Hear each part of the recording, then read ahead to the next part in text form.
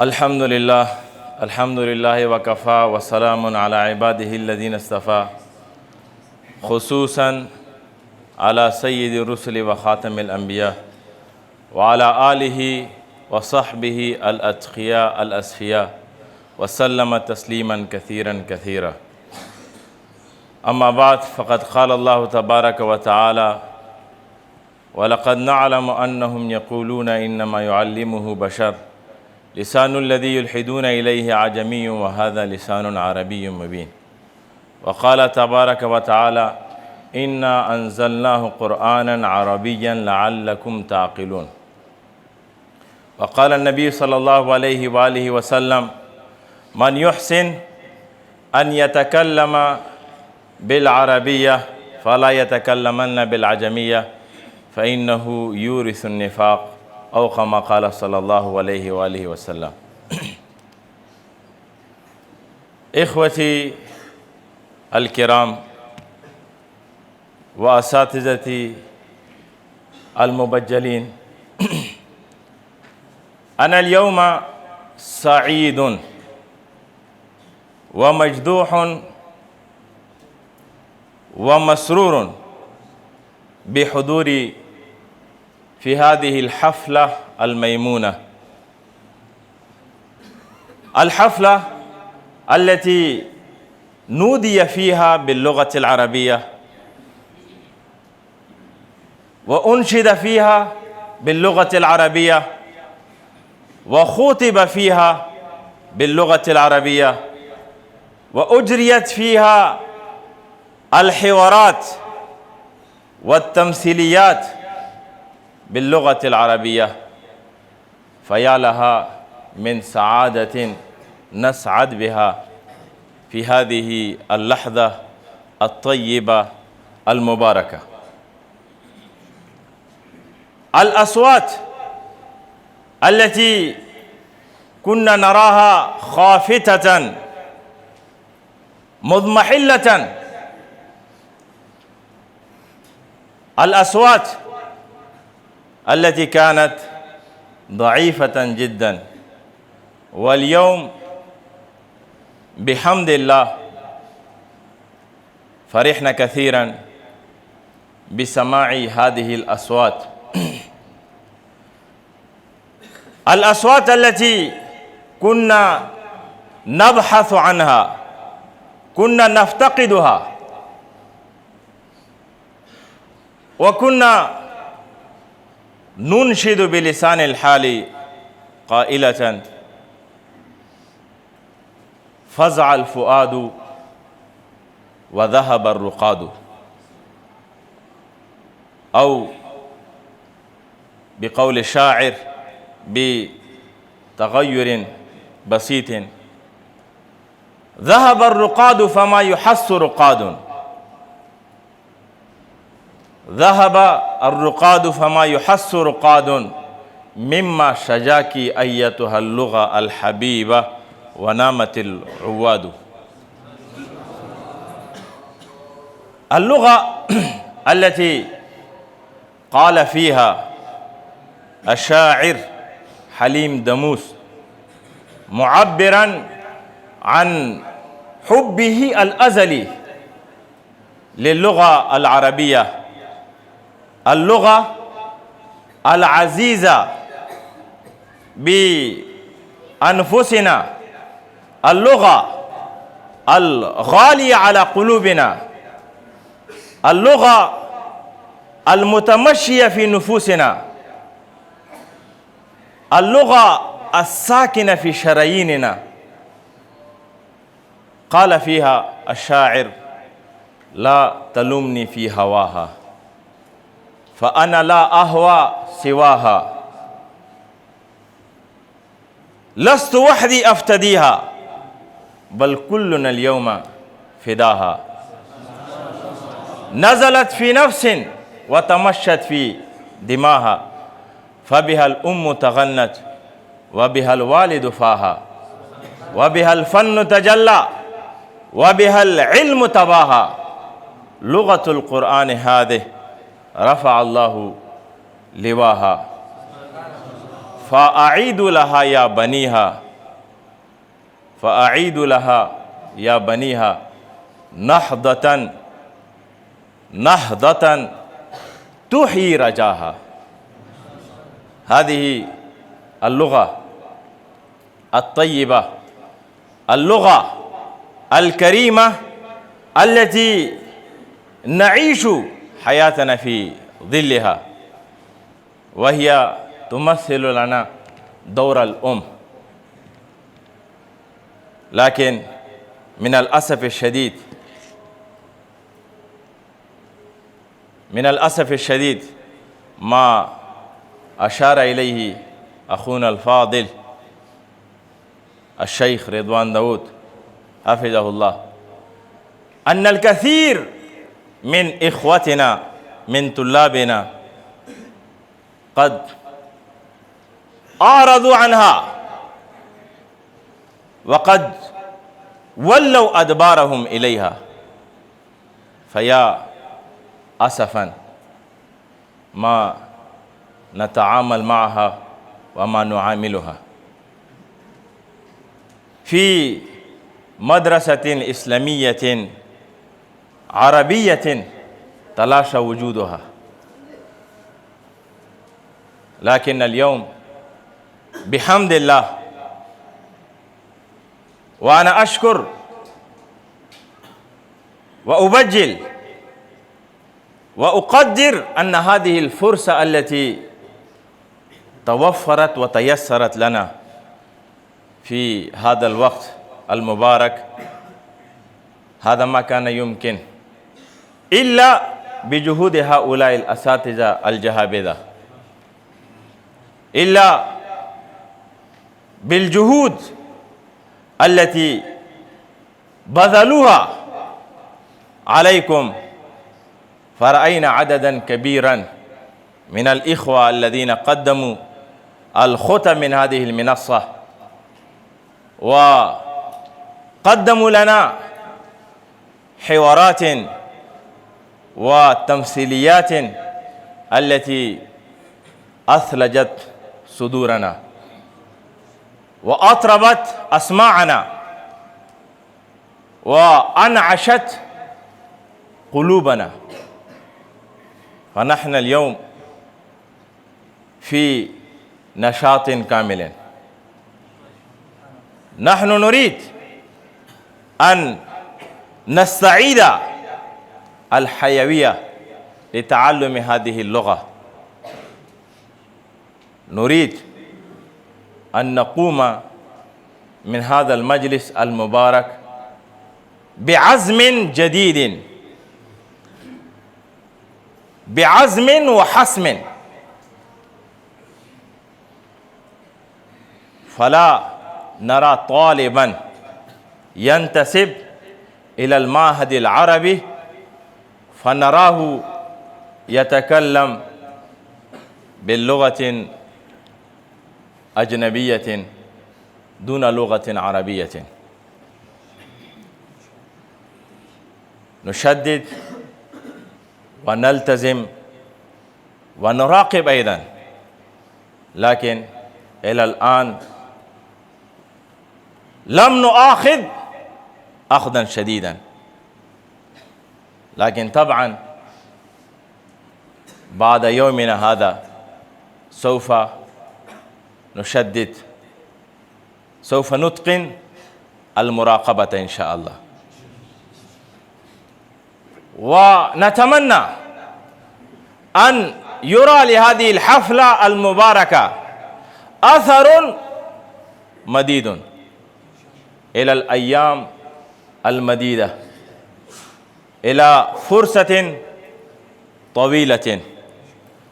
وإلا الذي لا يعير اهتمامه لا يسمع كلامنا عندما نتحدث فينام، عندما ننبهه فينعس يتقاعس، لا يأخذ شيئا بجدية، سوف يتأسف، سوف يتأسف تأسفا شديدا، وسوف لا يلعن إلا نفسه، سيقبح نفسه مثل ذلك الثعلب الذي مر بقرية فوجد ديكا. وجد ماذا؟ الثعلب والديك. يا سبحان الله. فقال للديك: أيها الديك، يا سماحة الديك، صوت أبيك كان جميلا عذبا، وكنت أحضر لأسمع صوته العذب الجميل. الديك أيضا اغتر بقوله وقال له: صوتي أيضا مثل صوت أبي، صوتي أيضا جميل. فقال له الثعلب: طيب أسمعني شيئا إذن.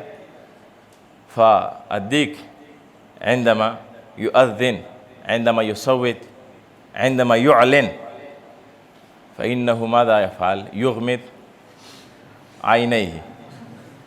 فأغمض عينيه ليرفع صوته. انقض عليه الثعلب وأخذه في نفس اللحظة ورفعه في فمه وخرج به مهرولا. عندما أخذ الديك في فمه ومشى من القرية، رأته ماذا؟ كلاب القرية، كلاب القرية، فركضت خلف الثعلب بكل سرعة. الديك عرف أن الكلاب ركضت وجرت خلف الثعلب، فقال للثعلب: أيها الثعلب، لا يمكنك أن تتخلص من هذه الكلاب إلا بإشارة واحدة. ما هي تلك الإشارة؟ أخبرني يا سماحة الديك. فقال له الديك: لو قلت لي هذه الكلاب أن هذا الديك ليس من قريتكم، ليس من قريتكم، يمكن أن تنفلت، يمكن أن يقفوا. ففتح الثعلب فمه ليخاطب الكلاب، سقط الديك وفر. الثعلب قال: قبح الله الفم الذي كان ينبغي له أن يصمت فتكلم. والديك أيضا فهمت عندما سمع فرد من هنا وقال له: قبح الله العين التي كانت ينبغي لها أن تغمض، التي كانت ينبغي لها أن تنفتح فغمضت. فأرجو منكم أن تلتزموا التزاما كاملا، وإلا هؤلاء الأساتذة سيعضونكم عضا، سيعضونكم. لا يمكن أن يتفلت واحد منكم أيضا، سواء يسكن في المهجع، في دار الإقامة، يذهب إلى المطعم، يحضر في الصف، أرجو الانتباه هنا، يتجول في الخارج بين العصر والمغرب. الذي تم التحاقه بالمعهد في بداية الأمر قد أخذنا منه ميثاقا غليظا. ألم تعاهدوننا؟ تم التعاهد والتعاقد على الالتزام. أول كلام نبدأ به مع طالب يريد الالتحاق بالمعهد هو ماذا؟ أن يلتزم باللغة. فهذا الأمر قد تم في مبدأ الأمر. أرجو أن تلتزم بهذا العهد، بهذا الميثاق. قد تكاسلنا كثيرا، قد تخلفنا كثيرا، لكن الفرصة توجد الآن أيضا. الذي تعلو همته، تعلو همته فينال ما يكون وراء العرش أيضا بهمته العالية. لكن الذي تتقاصر هممه لا يمكن أن ينال ما بين يديه وما بجنب قدميه، لا يمكن أن يرفع ذلك إذا. لماذا؟ لأنه قصير الهمة. كل واحد منا بحمد الله رفيع الهمة، يريد أن يأخذ هذه اللغة فيتقنها ويتعلمها. أليس الأمر هكذا؟ قولوا بلى. هذه لغتنا الحبيبة. الناس إلى أين وصلوا باللغة الإنجليزية؟ هل تعرفون شيئا؟ يتفاخرون ويتطاولون بأي شيء؟ بالتكلم باللغة العربية. يطيلون أعناقهم ويلوون ماذا؟ شفاههم وألسنتهم. لماذا؟ لكل لغة ماذا؟ ميزة وخاصية، فهمت؟ فميزة اللغة الإنجليزية ماذا؟ الإعوجاج. الحروف أيضا ماذا؟ معوجة، لا يوجد لها قياس ولا قاعدة معروفة ولا أصل ثابت ولا قاعدة معروفة، وهي لغة متشكلة، فهمت؟ متكونة من عدة لغات. الذي يعرف اللغة الإنجليزية فإنه يعرف هذه الحقيقة. الحروف من ألمانية ومن فرنسية، فهمت؟ وحتى بعض الحروف في الإنجليزية أيضا توجد ماذا؟ للغة العربية أيضا، للغة العربية أيضا. أما اللغة العربية فهي لغة القرآن، هي لغة ثابت أصلها وفرعها في السماء.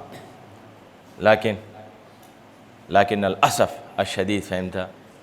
للذي يريد أن يتعلم العلوم الدينية الإسلامية، للذي يريد أن ينال تلك الخزائن الموجودة داخل الغرفة. هنا خزينة فيها ذهب، فيها اللآلي، جواهير، الفضة، يريد أن ينال، أن يأخذ كل ما يكون بداخل الخزينة، لكنه لا يلتفت إلى المفتاح. كيف يمكنه أن يصل إلى تلك الخزينة؟ بالمفتاح. إذا تحصل على المفتاح عليه أولا أن يبحث عن أي شيء؟ عن المفتاح. إذا وجد المفتاح يفتح القفل ويدخل ويأخذ ما شاء. أليس الأمر هكذا؟ واللغة العربية ماذا؟ مفتاح هذه العلوم، مفتاح هذه العلوم. لكن المشكلة نحن لا نعبأ بها، لا نبالي بها، لا نأخذها بجدية، وهي أساسنا، هي ثروتنا، هي مجدنا. فلا أريد أن أطيل عليكم مزيدا، لكن في الجملة الأخيرة، فهمت؟ ألتمس من جميع الإخوة الذي يتقن اللغة العربية طبعا يجب عليه ألا يخاطب الطالب الذي يدرس بصفوف الأردية أيضا. لا يسمح له أن يقول، فهمت؟ هذا الطالب ليس بالمعهد، هذا الطالب يدرس في الصف الأول. لا، في الصف الأول أيضا، فهمت؟ لم يولد أحد ماذا؟ عالما وعربيا. كل واحد ماذا؟ تعلم العديد سنوات، بل كلما تتقدم تتعلم تحفظ الحوارات الكتب، فهمت؟ ستزداد ماذا؟ مجهولاتك أيضا، سترى نفسك ماذا؟ ضعيفا. فلتكون، فهمت؟ نشيطا بأني لم أتعلم شيئا. هذه اللغة طبعا عند العرب إنهم الفصحاء نحن العاجم، فهمت؟ لا نعرف شيئا. تذكرت قصة، كان فارسيا، فهمت؟ وكان يجيد اللغة العربية إجادة كاملة إتقانا. وعندما كان يخاطب العرب، عندما كان يتكلم مع العرب، فحتى العرب أيضا كانوا يسألونه من أي قبائل العرب أنت يا شيخ؟ والشيخ كان يضحك عليهم وكان يقول: أنا فارسي لست أنا عربيا، لكني أنا استغرب فهمت أمركم بأني أتعلم بأني أتقن اللغة العربية أكثر منكم، أكثر. في مجلس مرة كان جالسا فتحدث، وعندما تحدث أغرب ما شاء الله بكل فصاحة وبلاغة. سأله أحد الجلاس وقال له من أي قبائل العرب؟ ضحك فهمت وقال له أنا من فارس، أنا فرسي، لكن أتقن العربية أكثر منكم. فكان في ذلك المجلس ماذا؟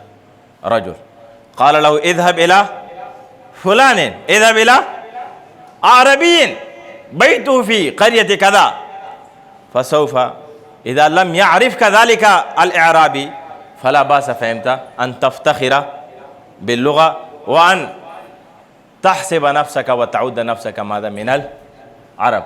الرجل قام من هنا بدأ يبحث عن بيت العربي، قام ببابه، هذا بيت من؟ هذا بيت فلان. طرق الباب، الأعرابي ما كان موجودا في البيت، فابنته جاءت إلى الباب ودنت من الباب، ابنة ذلك الأعرابي، وسألته من بالباب؟ من بالباب؟ فقال له أنا فلان عربي وأريد لقاء فلان، لقاء أبيك، لقاء أبيك. البنت أجابت من وراء الباب أبي فاء إلى الفيافي، وإذا فاء الفيء فاء، أبي فاء إلى الفيافي وإذا فاء الفيء فاء. الرجل قال أين الأب؟ ماذا قلت؟ ماذا؟ هي قالت مرة ثانية أبي فاء إلى الفياء، إلى الفيافي وإذا فاء الفيء فاء. إنه سأل مرة أخرى، أمها كانت موجودة فسمعت فهمت هذا الكلام، فسألت بنتها من بالباب؟ البنت أجابت عجمي بالباب. من هنا فهمت ركض ورجع فهمت بأني لم أستطع، ما استطعت أن أواجه البنت، فما بال أبيها، ما بال أبيها. فهمت؟ اللغة هي اللغة، والله لا توجد فهمت مثلها فهمت لغة أخرى في العالم. هذا هو الوقت. تدرس بالمعهد، بعد المعهد طبعا تتدرج إلى الصفوف الأخرى. هذا هو الوقت أن تتعلم، أن تتقن. وإذا ضيعت هذا الوقت فلا يبقى معك إلا التأسف، وهي لغة ساحرة. أنا أقول لك فهمت، أنا دائما أتذكر هذه اللغة التي ترغب وترهب وترعب ماذا؟ اللغات الأخرى، النفوس. فهمت؟ الناس هذه الأيام ماذا يتفاخرون باللغة الإنجليزية. عندما تدخل المكتب، عندما تدخل هنا بنك ما فهمت، فالكلام يكون ماذا خاصة عندما يرون ماذا؟ مولويا، فتعمدا فهمت وقصدا يتكلمون يتحدثون ماذا؟ باللغة الإنجليزية. أيها الأخ، أنت إذا أتقنت فهمت لغة عربية فهمت، أنا أضمن لك أنت ابدأ نفس الحين ماذا؟ باللغة العربية، باللغة. فجرب فهمت مرة واحدة سترى شيئا عجابا، شيئا عجابا فهمت، سترى العجاب العجيب. السكوت فهمت، السكوت الكامل. سوف يتهامسون فهمت، يتسارون. الشيخ ما شاء الله يتحدث ماذا؟ بالقرآن، يتحدث بالقرآن. هذه اللغة فهمت، هذه اللغة كما قلت لك فهمت ترهب النفوس، ترعب. فهمت؟ أم البشتوني فهمت ذهب بها ماذا؟ إلى العمرة، إلى العمرة، والبشتوني خرج ماذا؟ إلى دكان ربما كان يبحث عن النشوق العتوس. فهمت؟ فأمه أيضا كانت بجانبه، ذهب إلى دكان، حاول الكثير فهمت، ربما هناك في مقطع أنا كنت أرى، فهمت، كان يشتري البيضة، كان يشتري فلا يستطيع أن يعبر عن بيضة، فهمت، حتى ماذا يصير دجاجة، فهمت، ثم بعد ذلك العربي يفهم. فهذا أيضا تعب وأتعب، فهمت، تعب بنفسه أيضا، لكن لم يفهم ماذا العربية. العربي، فهمت، غضب وسبه وشتمه، فهمت، أنت أي حيوان، أنت حيوان ناطق، أنت حمار، بدون ذنب، بدون ذنب، الذنب، فهمت، بدون الذنب، أنت ماذا، حمار، أنت حيوان ناطق. البشتوني عرف، فهمت، من هيئته ومن وجهه، احمرار وجهه، بأنه يسب ويشتم. لأجل ذلك طبعا ما كان يفهم العربية، فبدأ بالبشتوية، بدأ ببشتوية فصيحة بليغة، نسي أن الأم أيضا ماذا بجانبه. الأم عندما رأت، فهمت، هذا المشهد، هذا المنظر، فهمت، استغربت وقالت يا حمار، فهمت، هو يسمعك ماذا القرآن الكريم وأنت تسب وتشتمه، أنت تسب وهو يتلو القرآن وأنت تسب وتشتم. هذه هي اللغة، لغتنا، فهمت. أطلت عليكم وأنا أعتذر إليكم، وخاصة إلى الأساتذة الذين حضروا هنا في هذه الحفلة وشجعوكم هنا. ونريد، فهمت، مثل هذه النوادي إن شاء الله في الأيام القادمة أيضا نتدرب ونتدرب. بالتدرب يتعلم الإنسان. وإن شاء الله أنا أرجو، فهمت، من هؤلاء الأساتذة الشباب، من هؤلاء الأساتذة الشباب فهمت، أن يتقدموا، ونحن معهم إن شاء الله نساعدهم بكل ما يحتاجون إليه. ونريد، فهمت، خلال شهرين، شهر ونصف، فهمت، ناديا مشتركا، ناديا. توافقونني في هذا أم لا؟ نعم، إن شاء الله في شهر والنصف سنعقد ناديا مشتركا بين صفوف المعهد وبين قسم التخصص في اللغة، وكذلك بين طلاب الصف الأول، وسنبدأ لهم أيضا ناديا باللغة العربية، أصحاب طلاب الصف الأول أيضا. نريد إن شاء الله في شهر مرة واحدة، نريد نشاطا كاملا. ولو سنحت لنا الفرصة إن شاء الله أنا سأذكر الأستاذ الشيخ رضوان داود حتى نعقد قبل الاختبار السدسي أيضا ناديا مشتركا إن شاء الله. لما؟ لأننا قد فاتنا النادي، فهمت، في الفترة الأولى في الثلثي، فنريد هذا حتى نتدرب أكثر فأكثر، وتكون المسابقة النهائية، المسابقة الختامية السنوية، فهمت، تكون نموذجا. ماذا؟ نموذجا، تكون مسابقة مثالية، مسابقة مثالية. ونحن سوف نسجل، فهمت، وننشر إن شاء الله عبر صفحة الجامعة الفريدية، والموقع أيضا صممنا الموقع ويب سايت أيضا للجامعة الفريدية. فمن الآن ابدأ، أمامك فرصة طويلة، أيام مديدة إن شاء الله. إذا بدأت من الآن حتى نرى، فهمت، مسابقة حاسمة ساخنة وحارة إن شاء الله. إن شاء الله سيجتهد الجميع، والذي يريد فليرفع يده، فليرفع يده حتى نعرف، فهمت، أنه ماذا كان مستيقظا أثناء كلامنا. لكن الكثير، فهمت. طيب، بارك الله فيكم.